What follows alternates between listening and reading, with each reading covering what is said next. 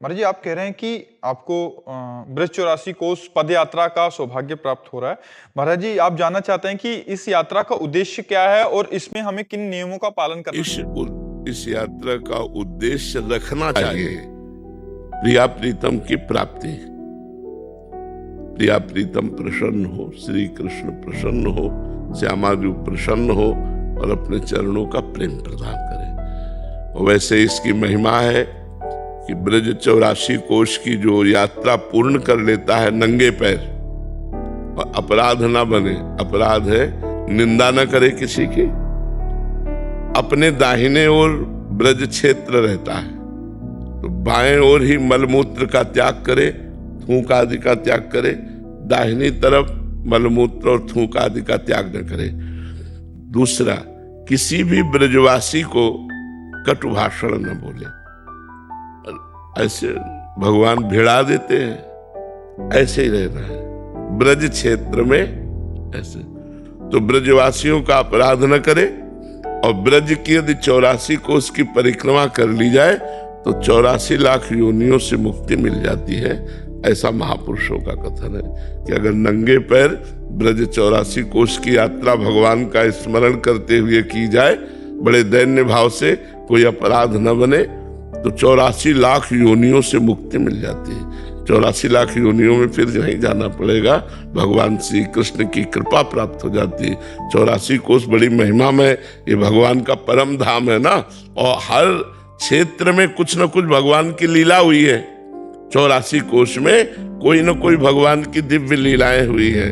कहीं भगवान ने कोई लीला की, कहीं कोई लीला की। पूरा ब्रज 84 कोस हमारे श्री कृष्ण का लीला क्षेत्र है और इसकी परिक्रमा करने का फल है 84 लाख योनियों से मुक्ति मिल जाना। गाड़ी से नहीं, परिक्रमा तो पैदल होती, प्रदक्षिणा तो नंगे पैर मानी जाती। देखो, जो अनुष्ठान है उसको उसी पद्धति से करें। अच्छा, ब्रज 84 कोस परिक्रमा दे रहे हो, आप देखो नंगे पैर चल के तो थकान लगती है। अगर 10 किलोमीटर सुबह और 10 किलोमीटर शाम के चले, 20 किलोमीटर रोज चले तो 84 कोस कितने दिनों में होगा? पहले 84 कोस के किलोमीटर विभाजन करो, 250 किलोमीटर। तो अगर 15 दूनी 30, लगभग 15 दिन। 15 दिन तो आप समझो 15 दिन बराबर ब्रज का। और ब्रजवासियों के कहीं न कहीं टुकड़े मिलते हैं। ब्रजवासियों की कृपा और ब्रज क्षेत्र में भगवान की तीर्थ स्थलियों के दर्शन नंगे पैर बड़ा श्रम पूर्वक है। कोई ऐसे सहज थोड़ी हो जाती है। अपने लोग सब नंगे पैर किए हैं और जहां रास्ते वहां कांटे थोड़ी बिछे, और थोड़ा कंकड़ चुभे, थोड़ा कांटे भी लगे तो अच्छा रहेगा, पाप नष्ट होंगे। तो तभी हमने कहा अनुष्ठान पद्धति से यदि अनुष्ठान करो तो 84 लाख योनियों से मुक्ति मिल जाएगी ब्रज 84 कोस की परिक्रमा मात्र से। हमें 7 दिन में कर ली थी महाराज। हाँ, तो अब जिनकी बहादुरी है भाई, जो अच्छा चल लेते हैं तो मान लो 40-50 किलोमीटर, 40 किलोमीटर चल ले तो 7 दिन में कितना, 7 तारीख कहे 7 चौक 28, मतलब 40 किलोमीटर लगभग, 40 किलोमीटर लगभग रोज चले।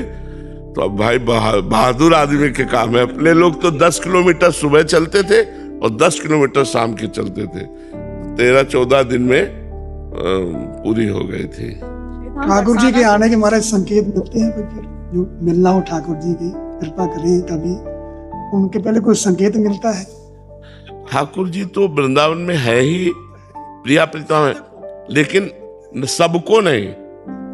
जिनके हृदय में प्रकट होना होता है वो निरंतर भजन और रुदन चलता है और एक आनंद की अनुभूति होती है।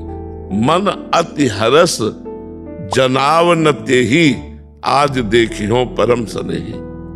मन अति हरस जनावन तेहि, आज देखियो परम सनेही। वो हृदय में आज प्रभु मिलेंगे, आज प्रभु मिलेंगे, वो ऐसा लगन लग जाए तो प्रभु आने वाले, उसके हृदय में प्रकाशित होने वाले।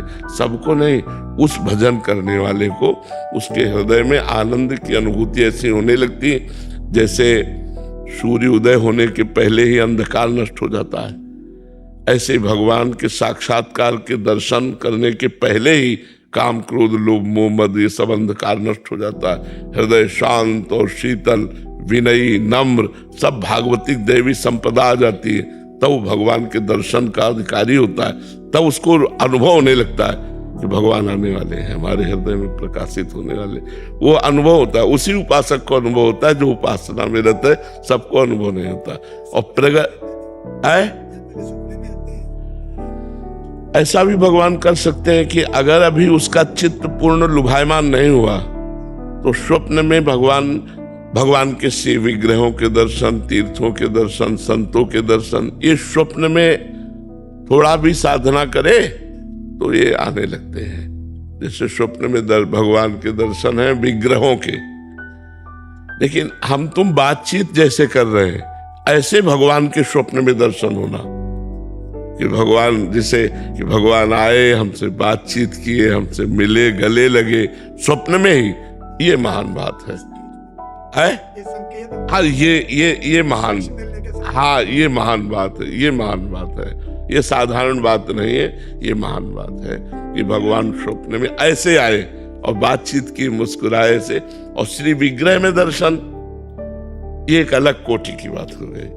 और साक्षात ऐसे स्वप्न में साक्षात्कार की तरह दर्शन, ये बहुत उच्च कोटि की बात है।